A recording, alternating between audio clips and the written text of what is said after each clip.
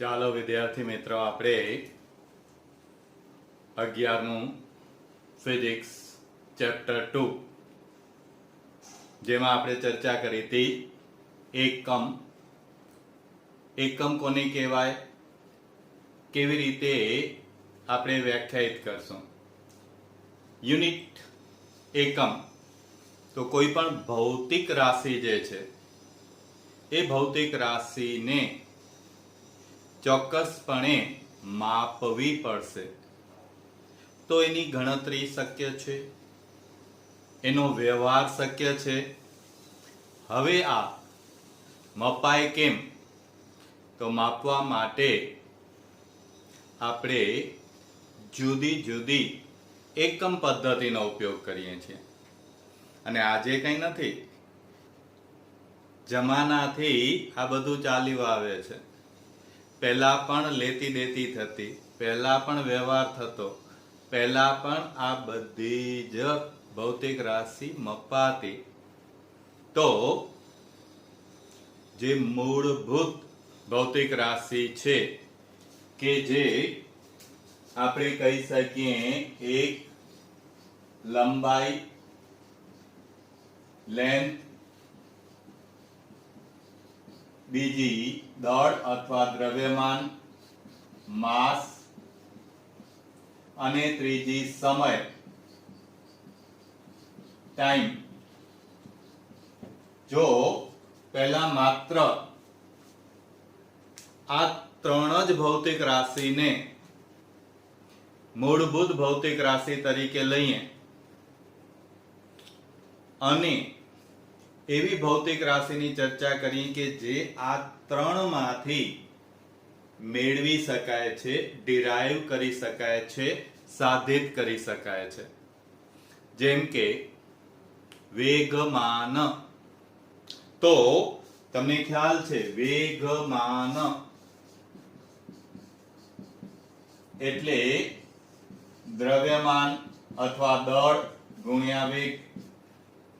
મતલબ કે વેગમાન નામની ભૌતિક રાશિ એ ડિરાઇવ્ડ છે, એ મેળવવાની છે. કેમાંથી? તો કે એ બને છે દ્રવ્યમાન એટલે કે દળ અને વેગથી. દળ મૂળભૂત છે. હવે તો કે વેગ બરાબર સ્થાનાંતર એટલે કે અહીંયા માપનની રીતે અંતર ભાગ્યા સમય.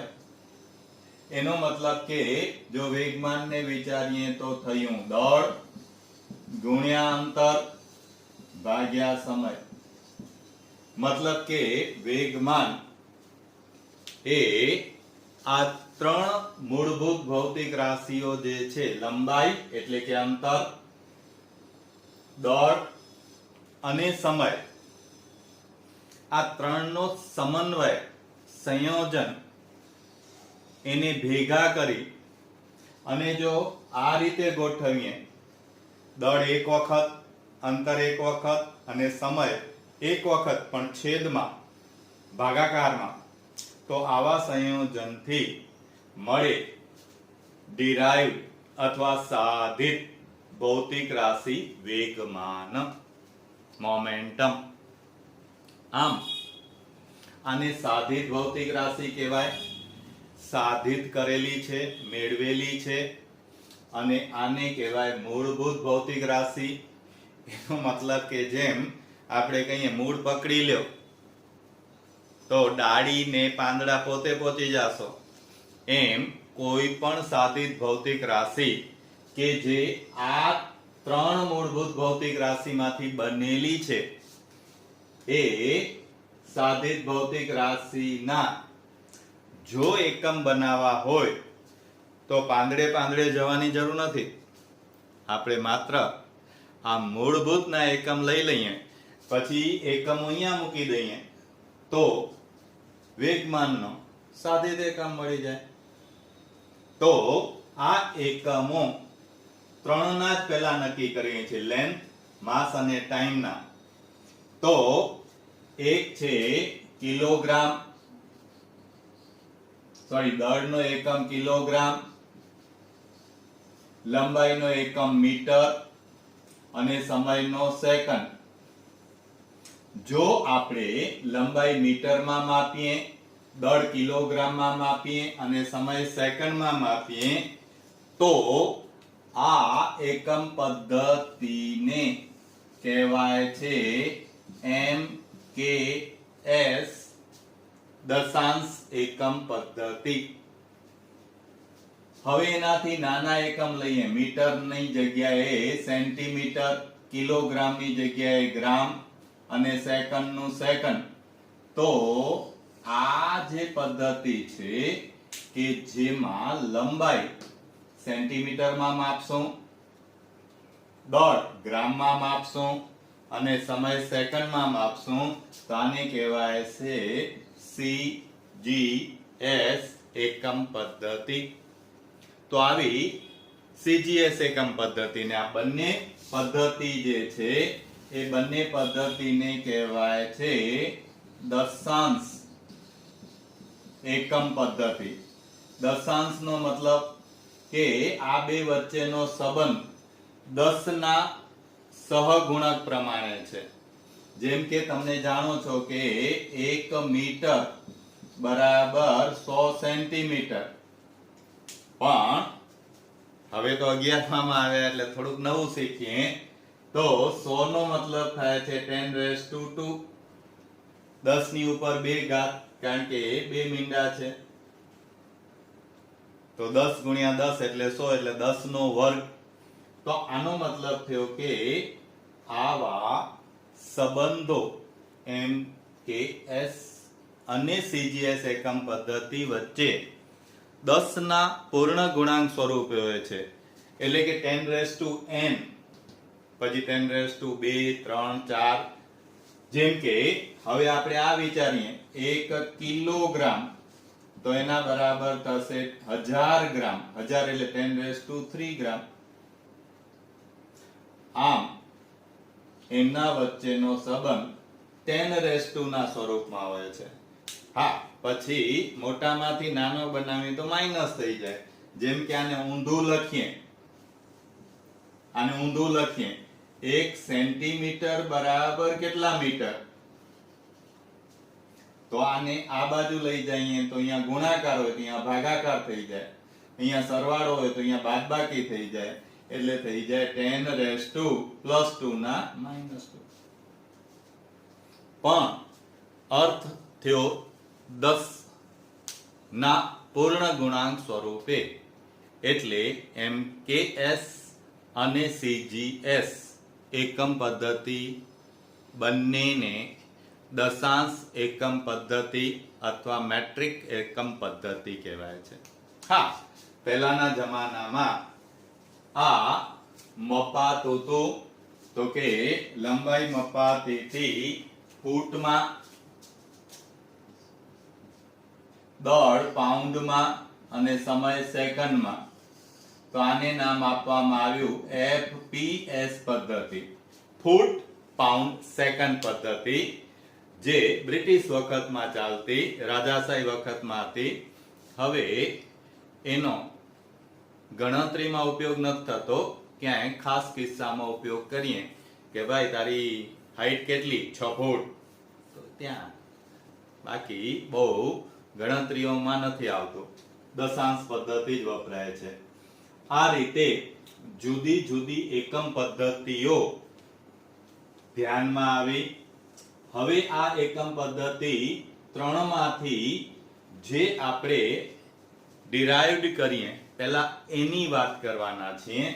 તો આવી ઘણી બધી ભૌતિક રાશિઓ છે જે તમને હું અલગથી ફોટો પાડી અને મોકલીશ, જે તમારે જાતે આવી રીતે પ્રેક્ટિસ કરવાની છે કે ભાઈ આપણને કેટલી ખબર પડી. તો આવી જુદી જુદી ભૌતિક રાશિઓ જે છે એ વિચારવાની. હવે આ 3 માંથી કેટલીક જે છે એની વાત કરું છું. તો આટલી તમે હમણાં પ્રેક્ટિસ કરજો.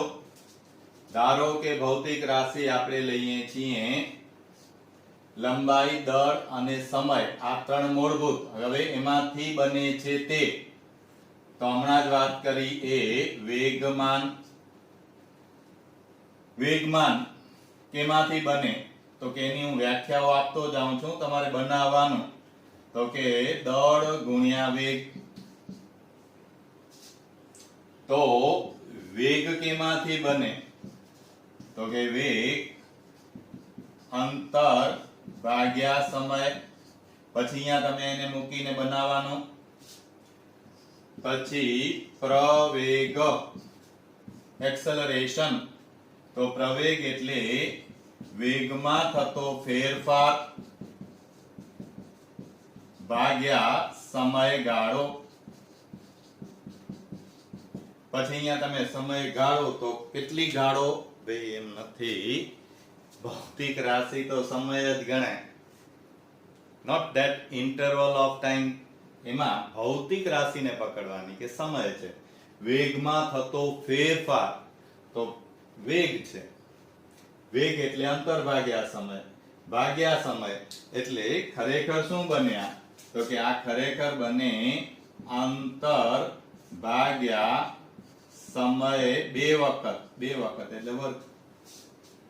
પછી તમે આના એકમ બનાવી શકો. એવી જ રીતે આગળ વિચારીએ તો બળ, ફોર્સ. બળ એટલે દળ ગુણ્યા પ્રવેગ. હા, પછી તમારે ધ્યાન રાખવાનું, બળ કોલંબિયન બળ છે કે ગુરુત્વાકર્ષણ બળ છે કે મસલ્સ બળ છે? બળ છે. અને ન્યૂટનનો ગતિનો બીજો નિયમ કહે છે F બરાબર ma. બળ બરાબર દળ ગુણ્યા પ્રવેગ. દળ મૂળભૂત છે, પ્રવેગ તમને અહીંયાથી મળી જાય. એનો મતલબ કે હવે તમારે આવી રીતે મેળવવાનું. આવી રીતે મેળવી અને અહીંયા તમારે એના એકમ બનાવવાના. આનો એકમ શું થશે? તો કે દળનો m k s એકમ અને c g s એકમ. તો m k s એકમ એટલે આમાંથી દળ, તો કે કિલોગ્રામમાં. વેગ એટલે અંતર ભાગ્યા સમય, અંતર મીટરમાં, સમય સેકન્ડમાં. તો આ એનો m k s એકમ થયો, કિલોગ્રામ મીટર પ્રતિ સેકન્ડ. તો એવી રીતે cgs એકમ થયો ગ્રામ સેન્ટીમીટર પ્રતિ સેકન્ડ. તો આવી રીતે તમારે આ જે હું આપું છું 5-10 એની ટ્રાય કરવાની. બળ, એના પછી ઊર્જા, પછી કાર્ય અને સ્થિતિજ ઊર્જા.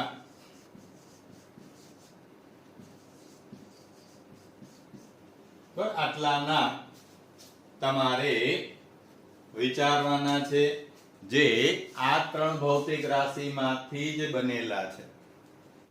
તો આપણે વાત કરી મૂળભૂત ભૌતિક રાશિઓ.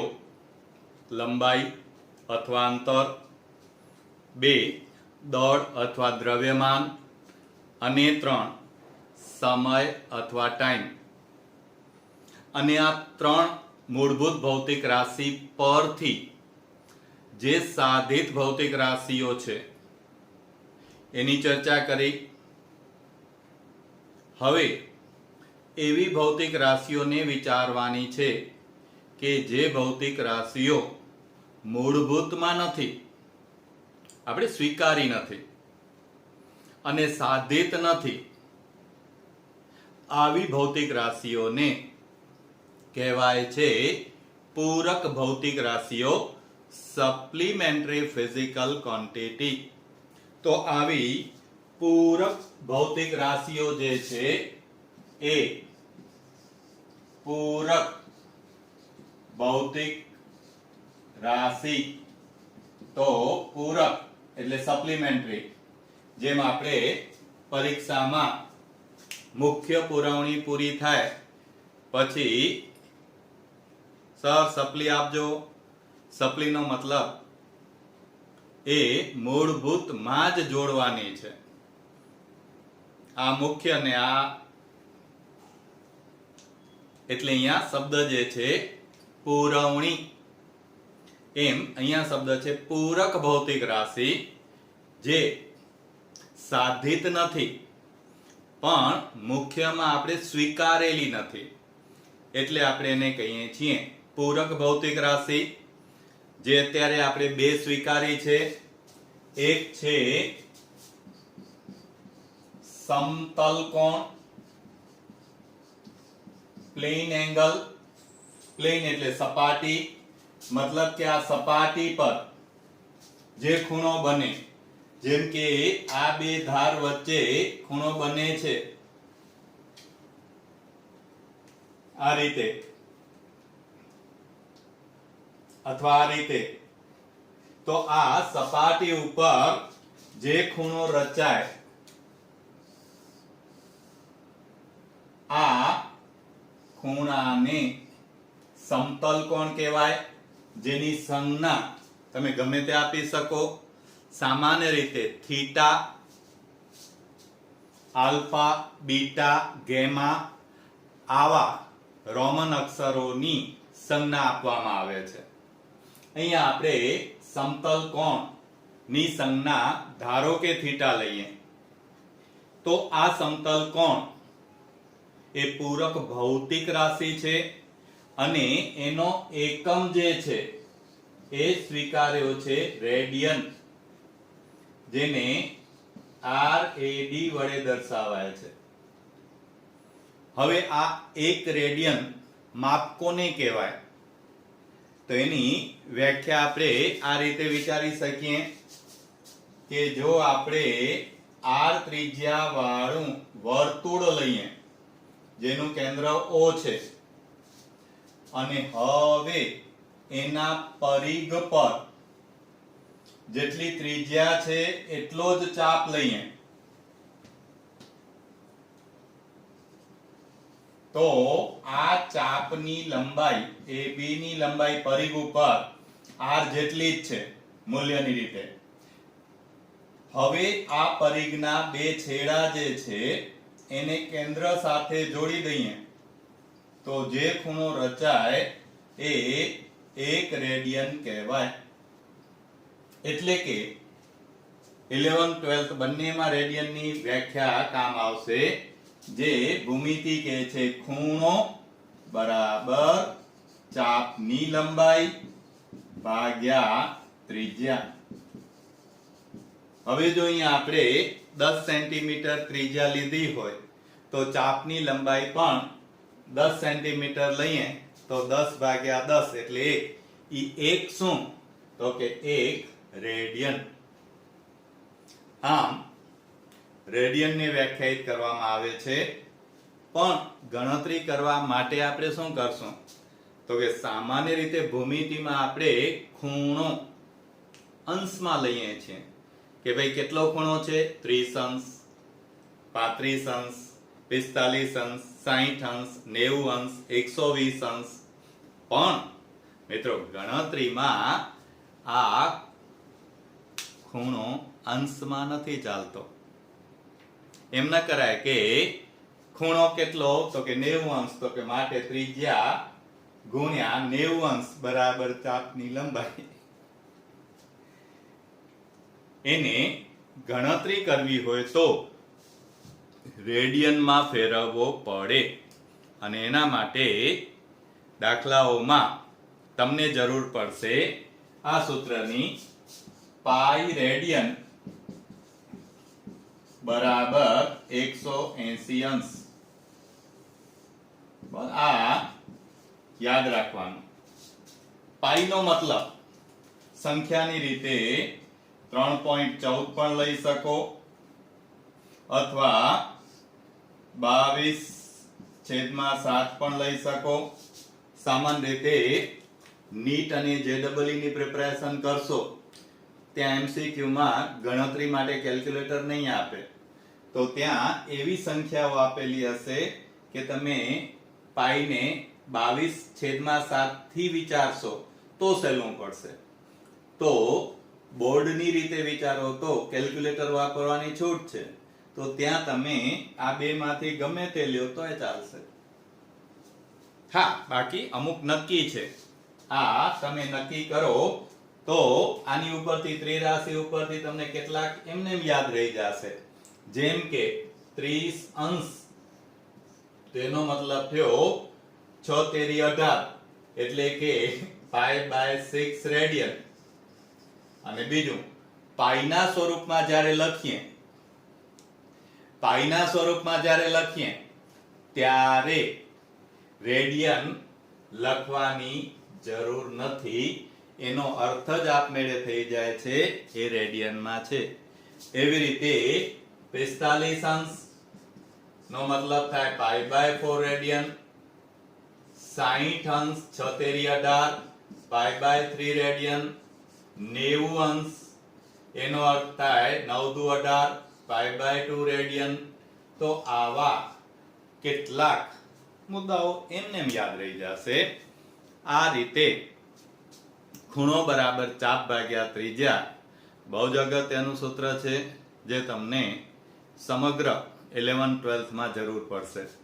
અને જ્યાં જ્યાં ગણતરી કરવાની આવે ત્યાં અંશને તમે રેડિયનમાં ફેરવી નાખશો તો ગણતરી સાવ સરળ થઈ જશે. આ રીતે એક છે ભૌતિક રાશિ સમતલ કોણ. તો તમે હમણાં જોયું હશે ઉનાળાની સિઝનમાં કે રોડ ઉપર નીકળીએ તો તરબૂચ ઢગલાબંધ જોવા મળે. હવે કદાચ તમને મમ્મીએ કીધું હોય કે વળતા તરબૂચ લઈ આવજે. બરાબર, તમે તરબૂચ લીધું પછી મનમાં શંકા જાય કે ઘરે લોસ પડશે તો, એટલે તમે મને પૂછો તરબૂચ બરોબર છે ને?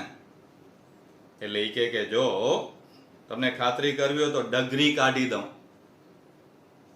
ડગરીનો મતલબ તમને કઢાવજો ક્યારેક તો ખબર પડી જશે કે જે તરબૂચની સપાટી છે એની ઉપરથી આપણે છરી ભરાવી કેન્દ્ર તરફ અને આમ ફેરવશે ચારે બાજુને પછી આમ કાઢશે ડગરી. તો એ ડગરી જે છે એને તમે વિચારશો તો આમ ત્રિપરિમાણમાં ખૂણો છે. ત્રિપરિમાણનો મતલબ 3 લંબાઈ, પહોળાઈ અને ઊંચાઈ કે ઊંડાઈ છે. એટલે તમે એને આમ વિચારી શકો. બરાબર, આમ ડગરી તમે વિચારી હોય તો એ આવી રીતે.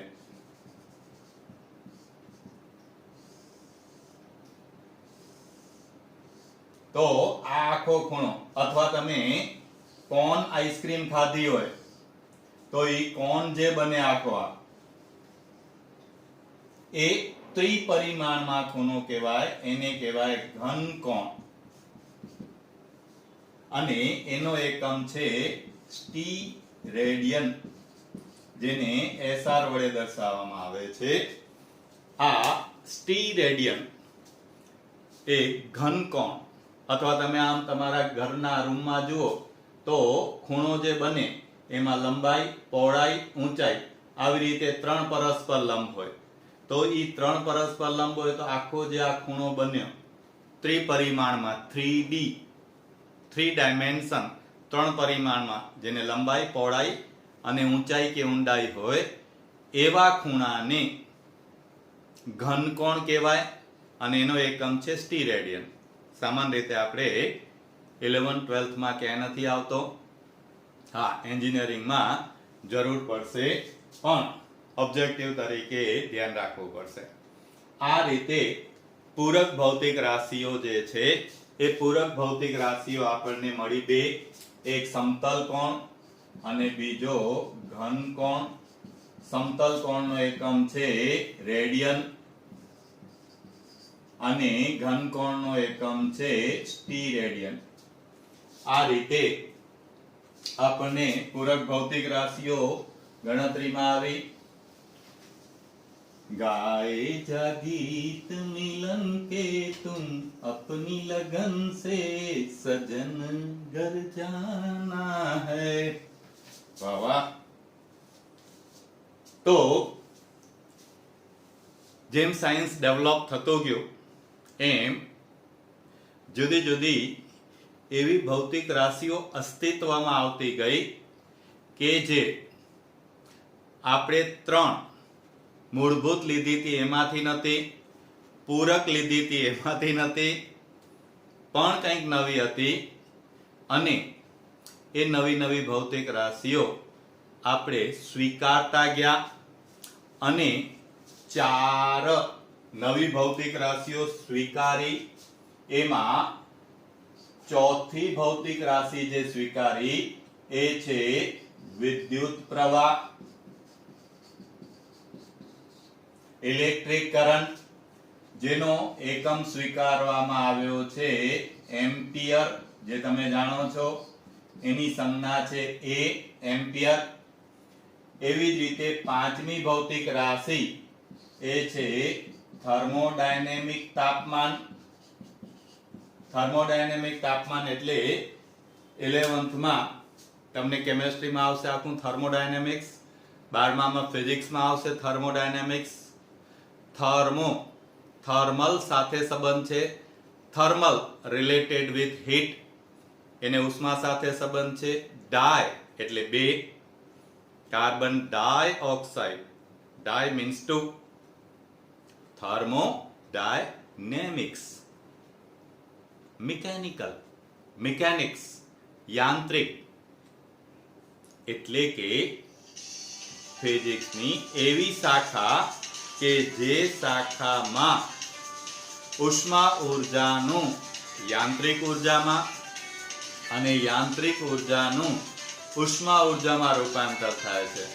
તો ત્યાં ઉષ્મા ઉર્જાને આપણે ઉર્જા તરીકે લઈએ છીએ અને એક ઉર્જાનું બીજી ઉર્જામાં રૂપાંતર વિચારીએ છીએ।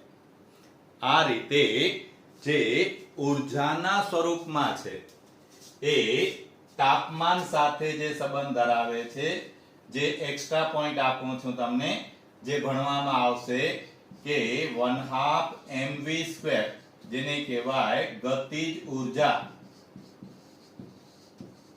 પણ આનું સૂત્ર છે આ, એ તાપમાનના, કયું તાપમાન? તો કે ડિગ્રી સેલ્સિયસ, તો કે ના, એ છે કેલ્વિન ગણતરી માટે એના સમપ્રમાણમાં હોય છે। એ થર્મોડાયનેમિક તાપમાનની વાત કરીએ છીએ, જેને ડિગ્રી સેલ્સિયસમાં નહીં, ડિગ્રી ફેરનહીટમાં નહીં, પણ ગણતરી માટે કેલ્વિન, લોર્ડ કેલ્વિન સાયન્ટિસ્ટના નામ ઉપરથી સ્વીકાર્યું છે।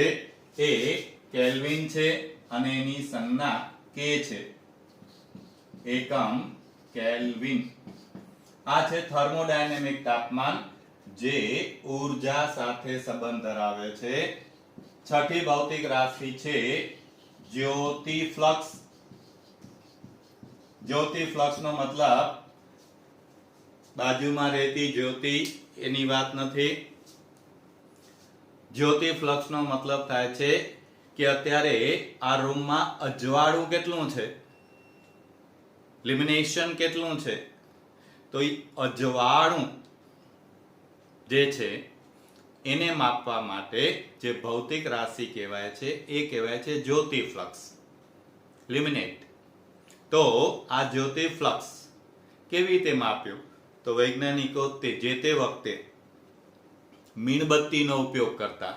મીણબત્તી માટે અંગ્રેજી શબ્દ છે કેન્ડલ, એના ઉપરથી એનો એકમ જે છે એ સ્વીકાર્યો છે કેન્ડેલા, એની સંજ્ઞા છે સીડી। આ રીતે એને સ્વીકારેલો છે। અને સાતમી ભૌતિક રાશિ છે જે છે જો કેમેસ્ટ્રીની જેનો એકમ છે મોલ। આ દ્રવ્યનો જથ્થો, બરાબર, એટલે અહીંયા ભૂલ થશે. દ્રવ્યનો જથ્થો જેનો એકમ છે મોલ. હવે દ્રવ્યનો જથ્થો એટલે તમને કન્ફ્યુઝન થશે કે દ્રવ્યનો જથ્થો તો દળ ન કહેવાય. હા ભાઈ, કહેવાય ને, ક્યાં ના છે, પણ અહીંયા વાત ઈ નથી. વાત એ છે કે તમને ચા પીવા આપી, તમે રાડારાડ કરો છો,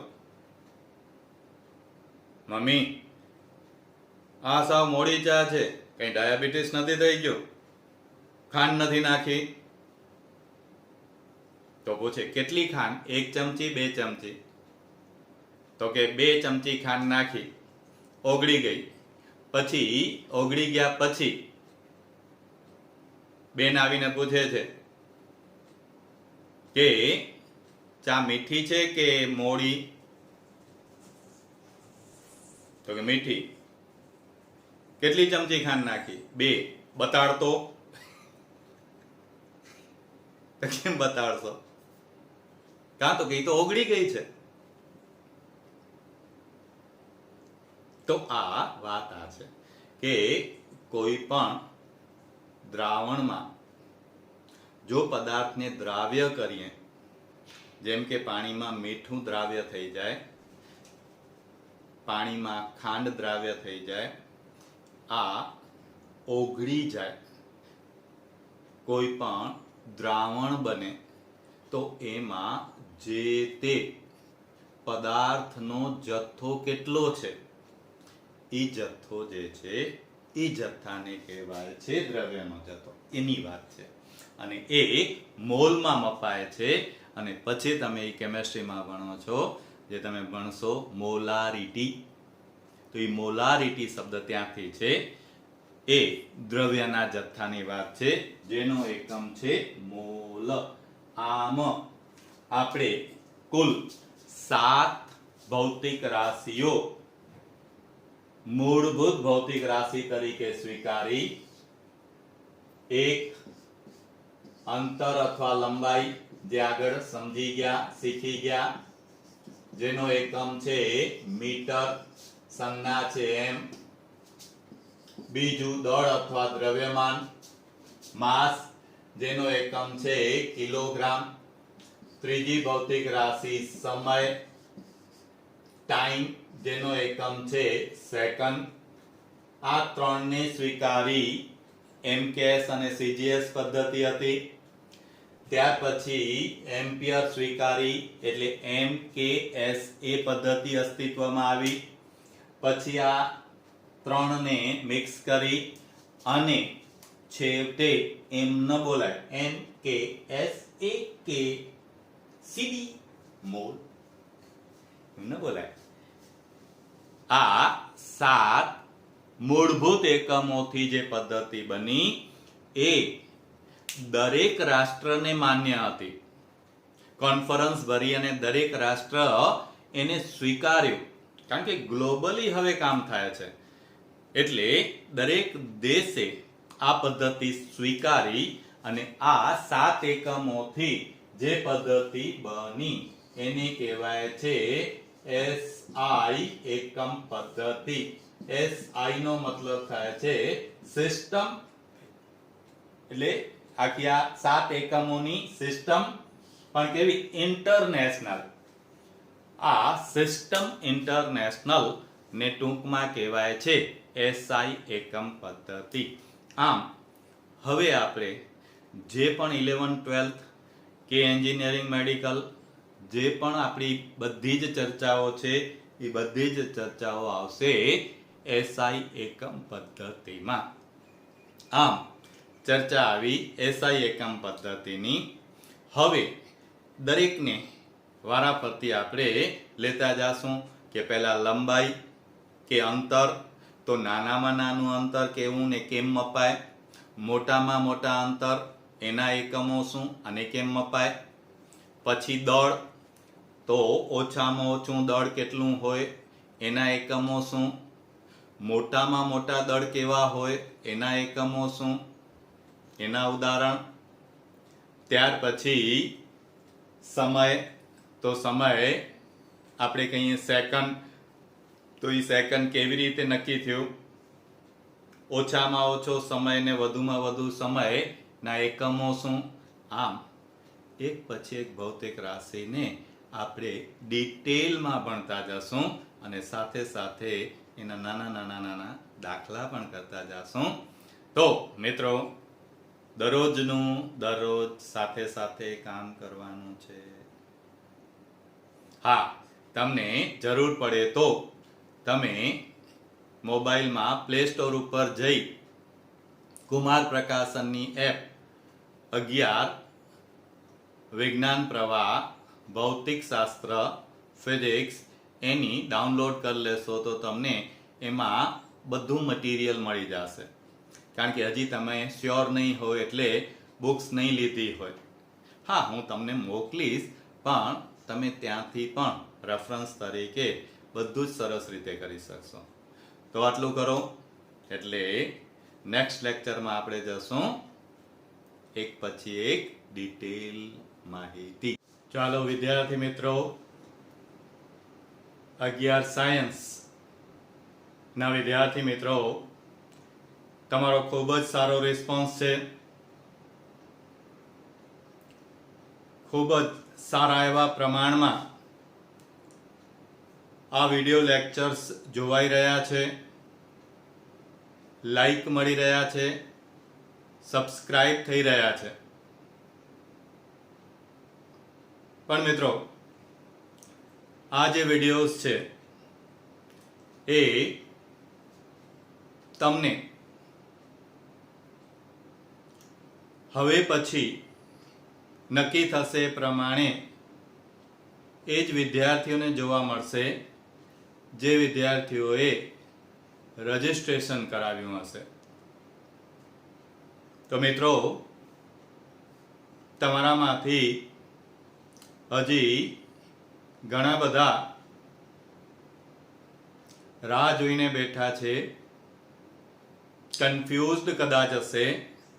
તો મિત્રો, મારી તમને એક નમ્ર અપીલ છે કે તમે રજિસ્ટ્રેશન કરાવી લો. કારણ કે રજિસ્ટ્રેશન કરાવશો તો તમને વિડિયોઝ, ટાઈમ ટેબલ, મટીરિયલ્સ આ બધી જ ઇન્ફોર્મેશન મળશે. આ માટે alpha plus science institute Bhuj registration ના ફોર્મ્સ માટેની આ લિંક છે જે તમને ડિસ્ક્રિપ્શનમાં મળશે. આ રહી forms GLE/FC capital H capital Z M capital M Q1 capital J capital H capital G capital L small s capital D X capital A capital A અને કોન્ટેક્ટ નંબર તો છે જ. તમે આ કોન્ટેક્ટ નંબર ઉપર તમને જે પણ મૂંઝવણ છે એ મૂંઝવણનો સોલ્યુશન મેળવી શકશો. 9727330555. બીજો કોન્ટેક્ટ નંબર છે 9913853538 53538. તો મિત્રો, તમે ચોક્કસપણે રજિસ્ટ્રેશન કરાવી લો તો તમને ફાયદો થશે. હજી તમારા કોઈ મિત્રો બહારગામ હોય અથવા હજી થોડીક આળસ આવતી હોય તો રજિસ્ટ્રેશન કરાવવામાં શું પ્રોબ્લેમ છે? Welcome to alpha plus science institute. તો હું માનું છું કે આપ મારી વાત પર ધ્યાન આપશો અને આપ સત્વરે આ રજિસ્ટ્રેશન ફોર્મ ભરી ફિલઅપ કરાવી દેશો.